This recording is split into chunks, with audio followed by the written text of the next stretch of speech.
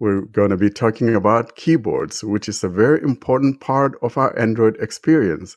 After finishing setting up your Android device, the most important thing is your keyboard. You would use that in sending text messages, email messages, and all of that. Ed, could you take us to that beautiful part of the Android Basics keyboards? Thanks, Warren, and hello again, everybody. Yes, as Warren said, you have a wide variety of choice when it comes to using keyboards on Android. I should qualify this by saying we're talking about virtual keyboards here, on-screen keyboards, not hardware keyboards that might either be Bluetooth standalone keyboards or keyboards on a Braille display. Hardware keyboards are, of course, an option. That's not what we're going to talk about today. We're going to show you 5 different keyboards. The one I want to show you is a paid app called Blind Accessibility Keyboard. I've had it for a while, so I had to go and look up how much it cost. It's $4.99, so that's probably going to equate to about either $3.99 or $4.39 in British pounds. Play Store slightly varies how it does that. There are 2 things I like about this keyboard, which to me differentiates it from some of the other ones. The first is that you can change the behavior of how you enter letters. So with Gboard, which one of my co-hosts will demonstrate later, you slide your finger around, lift it up, and the letter gets entered. You can do that on Blind Accessibility Keyboard, but you can also double tap a letter if you'd rather do it that way. Sometimes you slide your finger around and when you lift it, TalkBack announced the letter, but actually your finger slid a little bit too far and you entered the next one, which can be a bit of a pain. That's less likely to happen with double tapping. The other thing I like about this keyboard is that you can actually choose different keyboard layouts, and I'll show you that. I'm going to set it up from the Play Store. I have just reinstalled it. I took it off so we could go through the setup process. I want to do this because slightly counterintuitively, in my view, to advance through the various setup screens, you have to use the back button. So I will show you this because it might throw people if you're not careful. So I'm in the Play Store. Blind Accessibility Keyboard. Install. Open. Button. So I'm going to open the keyboard. Blind Accessibility Keyboard. Permission required. The keyboard needs to access the device's public storage for keyboard and log files. Please grant the permission. OK button. Sounds fairly sensible. We need to grant it that. I'm going to double tap the OK button. Allow Blind Accessibility Keyboard to access photos, media, and files on your device. Allow. Deny button. Allow button. Setup. Enable keyboard. 1/4. Enable keyboard button. Double tap to activate. So now we have to go and enable the keyboard so that we can use it. Otherwise, it'll just sit on our phones and not show up when we select our input methods. So I'll go into here. Manage keyboards. Disabled and list. Port. Multilingual typing. Tick. Switch. Port. TalkBack Braille keyboard. Tick. Switch.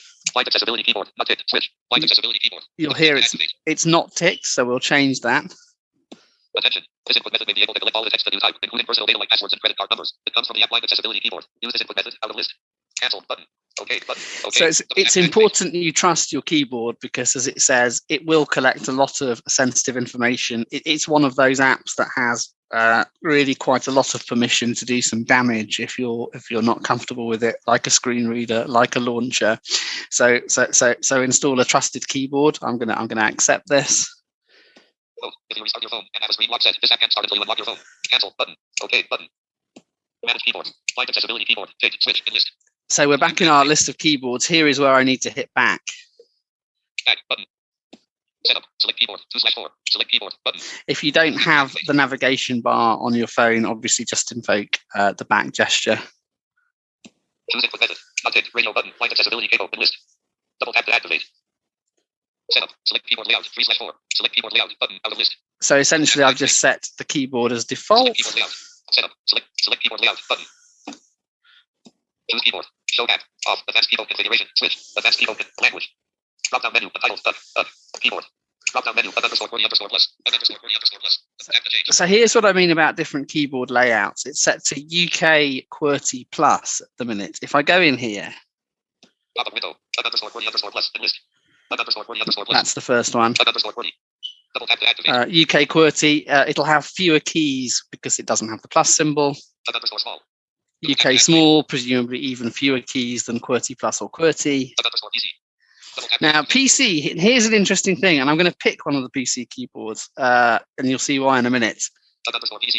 I'm going to go for PC Plus. It's the largest keyboard, so we'll pick this. So we've done that. I'm going to hit back to get to the next settings screen.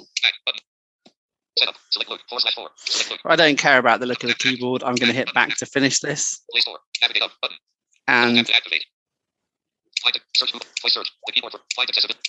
apparently it does actually want me to go into it. I can't simply back out. I'm going to go into select look, then not care about it. Now hit back. We've set up the keyboard. This keyboard also speaks letters independently of TalkBack. I don't want it to do that. I'm going to go and turn that off, and I'm going to go and change the tap behavior to double tap. So I'm going to close out the Play Store. Go into settings.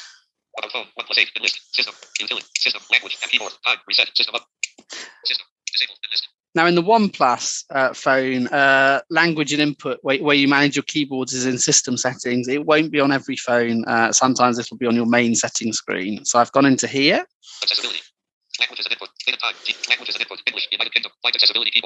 Here we go. Language as an input is what I want. Virtual keyboard, blind accessibility keyboard. Going to go in here. Now it's a default keyboard, blind accessibility keyboard. Even so, though it said the keyboard name we don't want to go in here because that will change the default. That's not what we want to do.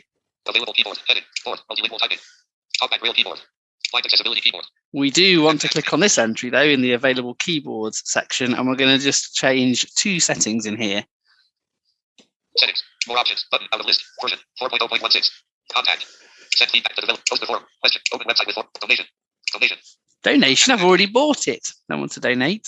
Layout, choose keyboard layout. Choose keyboard layout. We've done that. That's where I chose, you might recall, UK PC Plus. Keyboard editor. Double tab, large tab with landscape mode only. Oh, custom keyboard info. Import keyboard. Display. Look. Redefined look. Flat. Keyboard item landscape. 89%. Keyboard item portrait. 100%. User defined text. User defined keys. Templates. Behavior. Tab mode. Lift the type. So tap mode is lift to type. I'm going to change this to double tap just because most of the other Android keyboards are lift to type and I want to be different. Double tap the type. Speech settings. Speech settings, I'm going to go in here and essentially turn them off. Speech settings. Please don't tap speech read. Pitch settings do not take effect if you are using the combination TalkBack and Explorer double tap mode. State. Enable speech. Read keys. Not ticked. We'll disable speech because I want TalkBack to do this. Now I'm going to show you PC Plus. This is an insane keyboard. Oh, button. Liberian. Settings. Home. Back. Aquamail. Phone. Aquamail. We'll go into Aquamail. New message. We'll start a new message. Message body. Box. Now, here's what we have. Some of it will be familiar. Some of it might surprise you on an Android phone. I'll start vaguely on the home row. Capital T, blind accessibility keyboard. Capital T, double tap to activate. Double tap to activate. And I'm just going to slide my finger to the left. Capital F, capital T, double capital S, capital A, caps lock. Caps lock. We've gone for a PC keyboard, so we have a caps lock. The other thing about a PC keyboard is obviously it has a number row. Capital Q, double tap 2, double 1, 2, 3, 4, 5, 6. So if you're bored of double tapping that symbols key at the bottom left-hand corner, you don't have to. I'm going to go to the bottom. Space. Double tap period. Cursor left. Double tap period. Space. Period. We've got period. We've got a full stop. We've got arrow keys. Double tap cursor up. Cursor down. Cursor right. And then if I go to the top row, 4, 5, 6, 7. I'm going along the number row. 9, 0, minus, equal sign, backspace, delete. I've got a backspace and a delete. 5, slash, dash 9, asterisk. And you'll see on the right-hand side that I even have a numeric keypad on this PC Plus keyboard. Whether you need a number row and a numeric keypad on a virtual mobile phone keyboard, I am a little bit skeptical, but if you do want it, it exists. So I think that's brilliant. The fact, well, not the fact it has a numeric keypad, but the fact that you don't have to keep coming out of symbols and letter modes. The other thing this app will do is you can have different keyboards in landscape and portrait. So you might want a smaller keyboard in portrait mode just because the letters won't flow across the screen quite as tightly, but you could have a different keyboard in landscape. So that, ladies and gentlemen, is the blind accessibility keyboard. Thank you so much, Ed. That's a beautiful keyboard. And like we said, it's about $5 a pop if you're here in the US. And of course, I hope that price is kind of like original or whatever, but some people choose not to. And so $5, you translate that into your currency, and that would tell you as to how much that keyboard is going for.